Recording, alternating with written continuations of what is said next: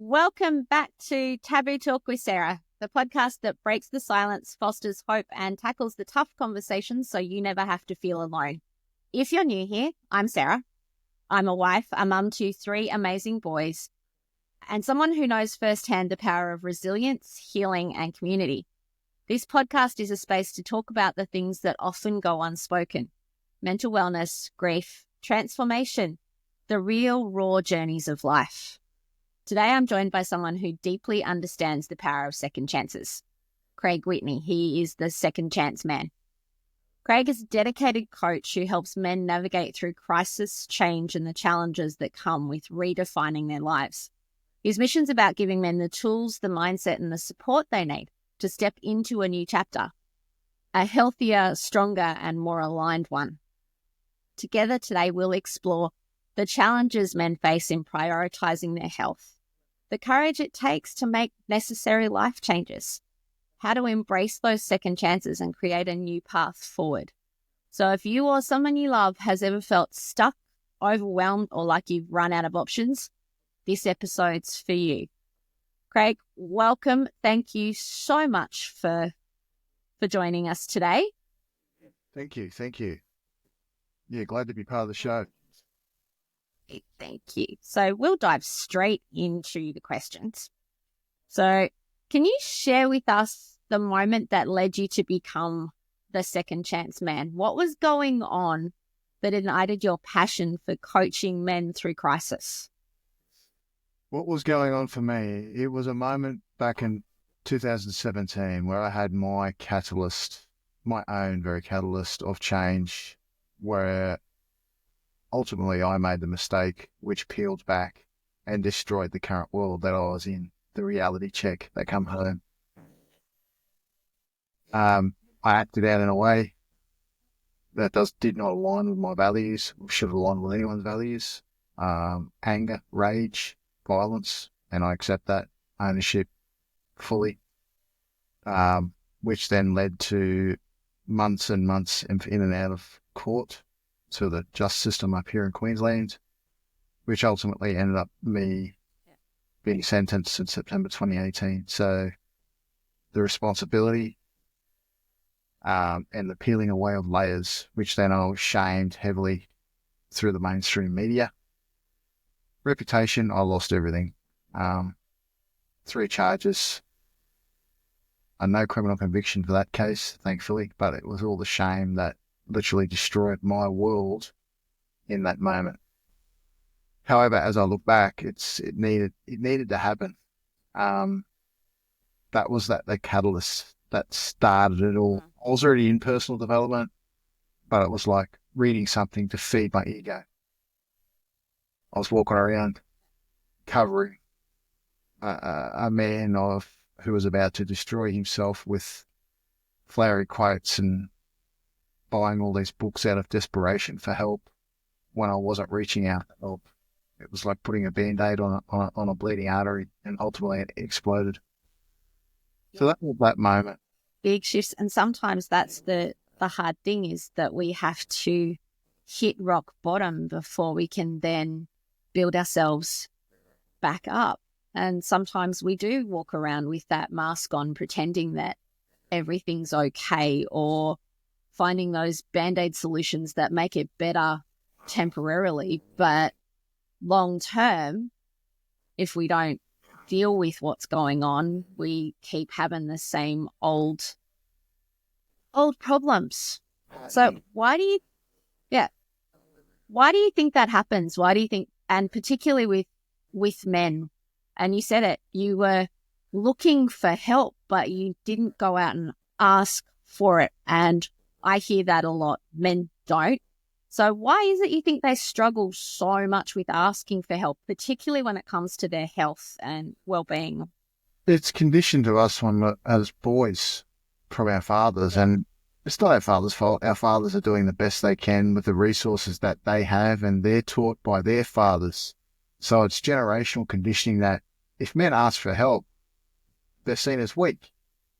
Yeah. However, if you look back in history, men hunted in tribes. We relied on one another as a team to bring home the food.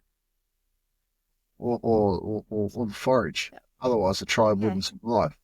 So somewhere along No man is an island. Yeah, exactly. Somewhere from our prehistoric primitive age, where we were small community, even cave-dwelling tribes, or even more hunter-gatherer, somewhere where modernisation or modernity come in is where that stopped.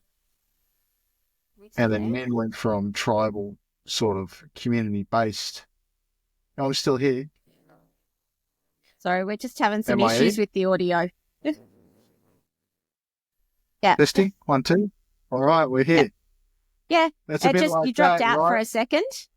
It's a bit like that tech glitch, right? Somewhere from the ancient primitive age of tribes and gathering and nomadic society, we dropped out and we come into modernity, and men have gone from leaders and community dwellers of tribes to single lone wolf mentality style leaders of themselves.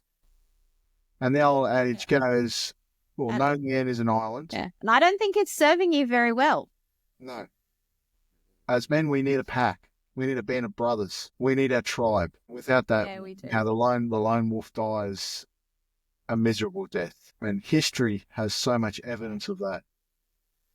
Yes, he does. Yes, but quite often we ignore the lessons of history and we're doomed to repeat them. So, do you think there's something with vulnerability being seen as weakness? And how do you encourage men to embrace it as a strength instead in their personal journey, to go from that lone wolf to more connected? Vulnerability is power in certain bases. So it's important for a man on his journey to recognise that and be aware of when to be vulnerable, because there's times when he's not to be vulnerable and where vulnerability is shown as a weakness. And it becomes back to what spaces or what circles that he shares that power in. I'll give you an example. A man will never become vulnerable in a space where he'd be shamed, right? Shame is just an absolute taboo. It's a no-no for a man. And that's one of the biggest fears of men where they open up, is that fear of being shamed. And it's not a nice feeling. It's definitely not a nice experience to be shamed at all. So a man's natural defense mechanism, if he can guide himself or let someone guide him, to learn to open up, to become vulnerable in some sort of space with other men, or even with his partner, to unwind, his significant other, to be able to show emotions like cry and decompress. Because I know, being a man, how uncontrollable that raw, dark, masculine energy of rage is if it's not harnessed correctly, in a way that enhances that authenticity and power. Yes. Anger doesn't have to always be a negative thing. It can, if it's channeled correctly. There's nothing and it's anger. Something that is, no, it's just how you use it. Exactly. It can be a great motivating force. It gets stuff done. And yes, there should be things in this world that make us angry, but it's how we choose to use that, as whether it's a constructive force for change or a destructive one that, as in your experience, destroys your world or as you know it. Exactly. There's being angry and there's doing anger. Yeah. And it's a doing anger when men, I feel we need to shift and harness that raw primal energy from, yes, that doing anger where we have to feel the need to go, to put it bluntly, fuck shit up. And instead of, there's no other way of putting it, instead of putting it as a destructive sort of mode, tame that energy, knowing that, hey, we're men, we're built for war. That's part of our bloodline, but to channel that energy to a more constructive sort of phase and look for outlets to release that energy and learn different skills and techniques. So what are some tips and tricks you'd give men in that space? And as the mum of boys, I'm really interested in how we can help our men move through some of the challenges you guys go through. Because a lot of what we see, it's like, you guys are struggling and we want to help. Exactly. And it comes down to societal conditioning. Now, I'm a big advocate of physical fitness. However, I don't believe the conditioning that all men belong in a gym or on a martial arts floor. So it's a matter of finding something. I call it activity. Finding an activity that you love and enjoy and gets that dopamine really fired up each and every day and do it. Whether that's riding, walking, running, just get the heartbeat up. I love hiking and mountain climbing. I do a lot of it. I love jumping on my bike and going for 30-kilometre rides, as well as getting on my legs and running or power walking. And I do on average about 200 kilometres a week on my legs. It's a matter of that I think is the basics. There's a lot of psychological science behind that. The psychs argue that physical fitness helps as a release of some degree to get that dopamine fired up. And it's also good for the body as well, health. There's a lot of health benefits, and it releases depression. Well, yeah, we're seeing a lot of research out that our mental health and our physical health are intimately linked. That if you're struggling in one area, chances are you're struggling in the other, or that helping one helps the other. Well, my physical health back at the time when I broke down was not ideal. I was obese. I was a heavy smoker, substance abuser, and I was looking for every excuse to hide through substances and sheer laziness. You were numbing out the pain. Yeah. Do you want to take us through that a little bit more?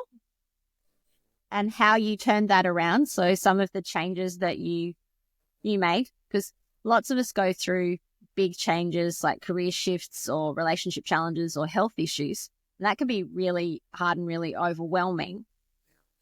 But you've been there, you've gone through it.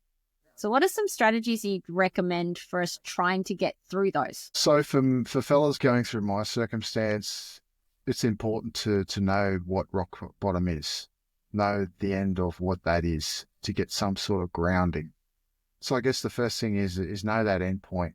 And fellas that are going through stuff like I did, as I look back over that journey, yeah, rock bottom meant losing everything, as painful as what that is. Well, my reputation, my jobs, my careers, because it was all fake around me. I never had real friends around me. I had a lot of self-development gurus around me who a majority were friends of me because I was paying them to be friends for a program or a course. And the true value of someone or the loyalty of someone is tested when shit hits the fan, right? Particularly when reputations start to get involved, particularly these days in the online world where keyboard warriors hide behind screens and faceless profiles and go on trolling threads. So, yeah, that's the first step. Know the end point of that rock bottom to get your feet firmly planted on the ground, I should say. And due to my story never stopped after my prosecution. There was a suicide attempt where I cowered, I hid. As my case blew up in the air, the media took hold. I hid, I ran. So my rock bottom was me having a .38 Smith & Wesson pistol in my mouth. Clicking once, no go. Clicking twice, no go. And the third time, a phone call happened. And that was ideally the catalyst for me. After everything that 48 hours went through of a man on the other end who I'd met previously a few months before, who invited me into a local men's group through a local community organisation called the Mankind Project. And he's seen the chaos that was going on, and he gave me the space to feel heard. And a very long phone call, 6 or 7 hours, which brought me back to my senses and back to reality, back home, to get the emergency psychological treatment, and started to progress with small steps forward to keep myself alive, I guess, and to start those steps to rebuild. Now, I guess with those early steps in progress in healing or stabilization, it's knowing, first and foremost, we have a choice. I can go home and lay in my bed. I can blame the world. I can give excuses, and I can do the whole denial thing, right? But have a choice to lie in that, or below the line sort of behavior. Or I can take a stand and I go, well, this is a really hard part of my life.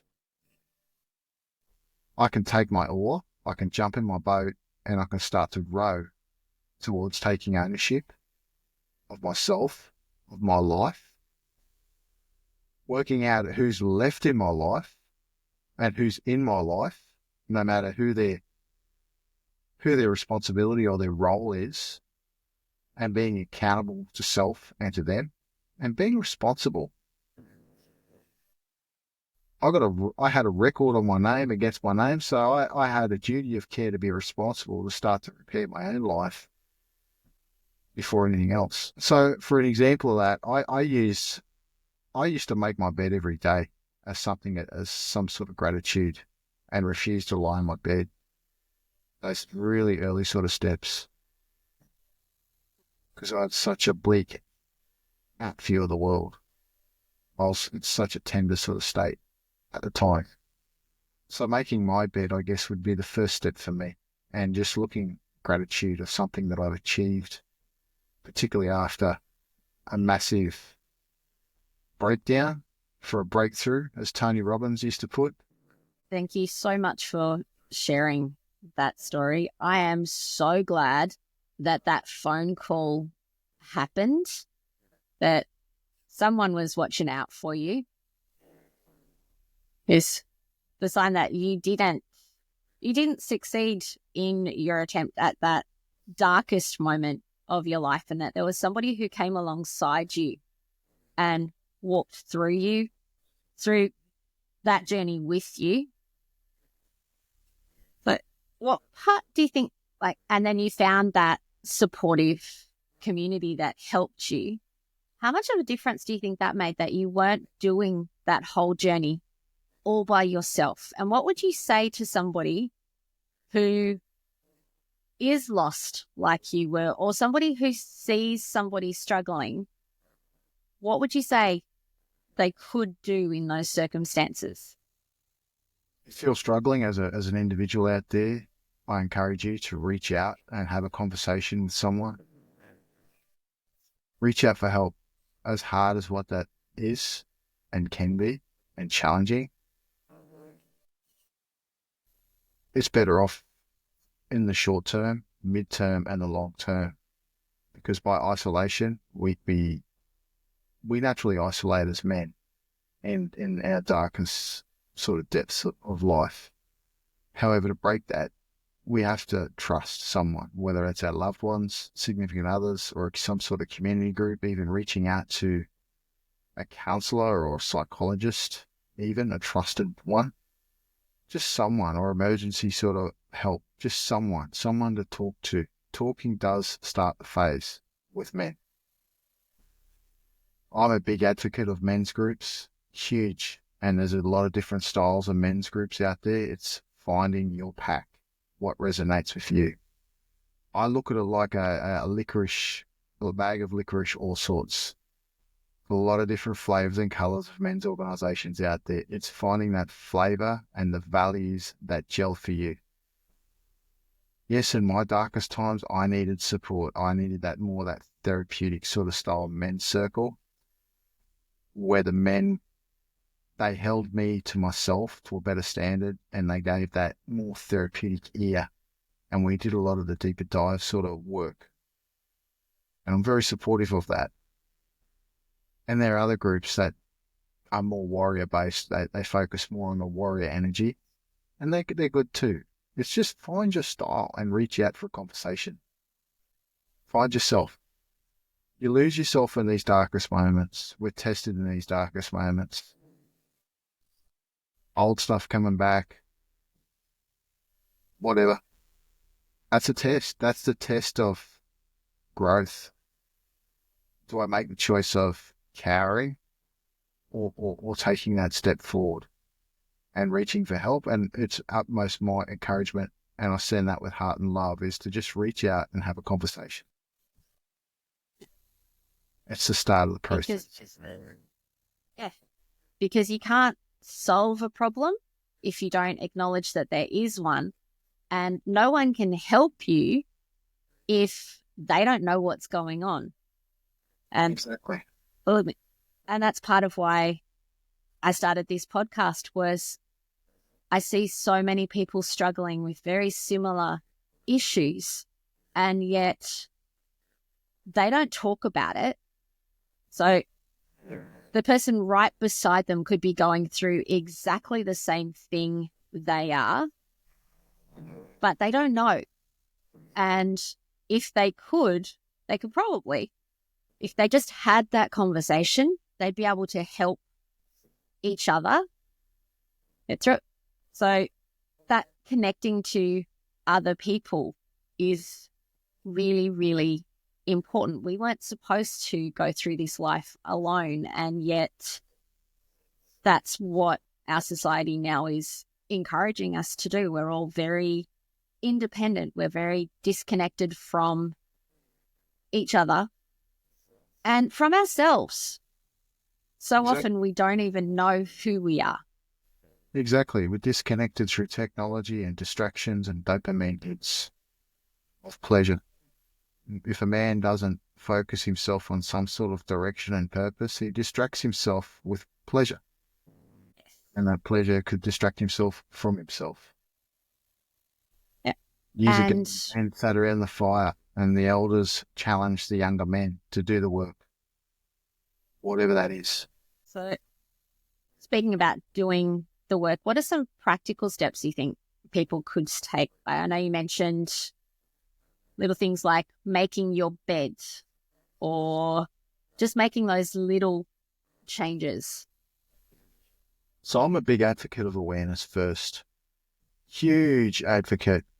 And I believe it's something not just the men's organizations, but the whole personal development industry could be a bit more responsible, because it's crossing over with people's mental health, is teaching awareness first and foremost as an important pillar, step, transformation, and not finishing on awareness. Because finishing on awareness leaves a void of, what do I do next? Yes, I'm fully aware of what's going on, but there's nothing for me to bite into that has no tangibility or next steps. So I've come up with a RAGE sort of formula, right? RAGE, and I cover this in a 30-day primal code program that I've not long released. RAGE, as we naturally know as blokes, it's that dark, uncontrolled, untamed energy. We can't tame it. Society can't tame it, although it's trying to tame it. It's trying to shame it as bad. You know, things like toxic masculinity come to the surface a lot in the media. The media does its best. However, rage itself, it's this uncontrolled energy. As men, instead of looking at that uncontrolled energy, shift our perspective to a more awareness. Dial that energy into acute awareness. And I've come up with a simple acronym. It's called RAGE. And R is for recognize your shadows or blind spots. We're forward thinkers. Blind spot is something that I cannot see, that I suppress, that I maybe deny. That is a problem for me that I don't ultimately recognize. And this is the power of what a pack does. It picks those blind spots up and calls you forward to empowerment. Yeah? You cannot master what you refuse or recognize to see.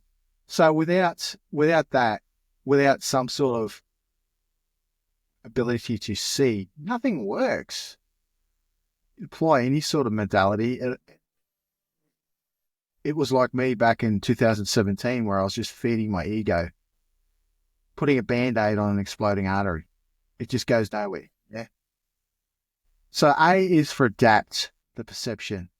And yes, I've just got a few notes here just to jog my memory. The world bends to those who master their perspective. Shift states, change perspectives on things. Beliefs shape your results. No matter where you are in your life, your beliefs will shape your end result. If I keep saying I can't do this, well, I can't do it. And I know that may sound tender for some members that may be going through something right now, but belief is sometimes it may be all you have. And it might be believing in the simple steps that, hey, of watching a sunrise and taking something there, or a sunset, something so small and incremental. As a maverick or as a man, we reframe and reclaim and recalibrate. So there's skills that we have to learn. Reframe and recalibrate our beliefs. Go shift from I can't to I can do this. And this is the heart of resilience. I refuse to bow to my past, and my past does come up now and then. It came up recently where I got bombarded yet again by trolls and all sorts of triggered people. And I refuse to bow. Let alone I refuse to argue, but I refuse to surrender. It's like, no, this is my story. I take full ownership and responsibility of my story. Yeah, what happened 7 years ago now wasn't good or healthy. However, it's what changed my direction. And I can't change what's already happened. I can't change my rock bottom. However, I can make the choice to change direction. So it's adaptation. And G is ground and truth and action. In some of our most testing moments, ideas come and go. The subconscious mind thinks of all these ideas, what we could possibly do, and that's great. That means the brain's actively moving. Ideas don't create results. Execution does.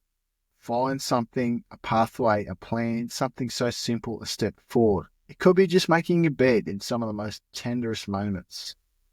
It could be enjoying a sunrise and enjoying gratitude in the moment, keeping a gratitude journal, or a sunset, showing gratitude that I made it through another day. Ideally for those who are going through those most tender moments where they need to be supported. And we can expand on that for men who have more strength, and that we can go bigger. We can start getting more into the maverick. We can start getting more into that hunter style energy,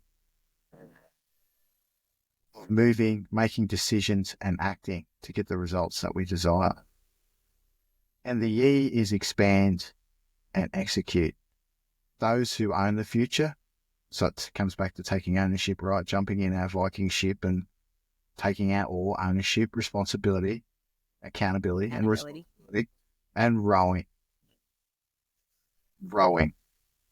Or not. Those who own the future are the ones who move first. I had to make my moves first to own my future. Or I could have made the choice of lying in my bed, throwing out blame, excuses, and denial. And what would have come back from that? 7 fingers pointed back. Problem wouldn't solve itself. So that's the rage formula. That's what I cover in the 30-day primal code in a lot more depth for fellas to grasp that. So awareness it's important. It's the most important first step, not the last. Yeah. In my view of the Yeah, you've world. got to know that. And I'm happy to be wrong. And that's a good place to be. And all the stuff you just shared was amazing. Thank you. So for those that are listening, if they want to know more about your work and what you do and maybe go deeper with some of the stuff that we've explored today, how can they get hold of you? Follow me on social media. Look me up on Craig Whitney. I'm a lot more responsive on Facebook than anywhere else. That's where I primarily market myself. I'm a bit of a one-man band. I don't really have a big marketing team around me, so I don't have the time to get around to different social medias. Ultimately, you can jump on the secondchanceman.online and book a free 30-minute Phoenix Rising call, and we can discuss options of where we go from there. Phoenix Rising, I love that. Definitely follow me on socials, on Facebook. I'm very active. Join my group, the Resilience Project. Yes, because it can be a really hard journey back up from rock bottom. And I love how one of your programs is called Phoenix Rising, which is rising from the ashes. And sometimes that's what we need to do. Yeah. And as brothers, it's important to learn we're not here to fix one another. We're here to support and see the best of each other. And when we do, and we bring out that best in each other, that's when things start to change. Exactly. Thank you so much for being here with us today and for sharing your wisdom. And this has been such an important reminder that no matter how hard things get, it is never, ever too late to make a change. And second chances aren't just about bouncing back. They're about rising stronger, wiser, and more intentional than before. And you don't have to make big changes all at one time. Make those little changes make a big difference. For those of you listening, if Craig's message spoke to your heart, take a moment to reflect. Where in your life do you need a second chance? What's one little thing you can do today? One tiny step you can take towards healing, growth, and change. And remember, asking for help is a strength, not a weakness. We were made to do life in community. You don't have to do it all alone. So join the conversation. You can connect with Craig and with me on social media. You can subscribe to Taboo Talk with Sarah on Apple Podcasts, Spotify, and YouTube. And if this episode spoke to you, and I hope it did, please share it with someone who needs to hear it. Thank you for being here, for showing up, and for choosing to have these conversations with us. Until next time, take care, and please keep telling your stories because they really do matter. Craig, thank you again for joining us. No problem. Loved it. And great. So we will see everybody again next week. Take care for now. Sure. Thank you.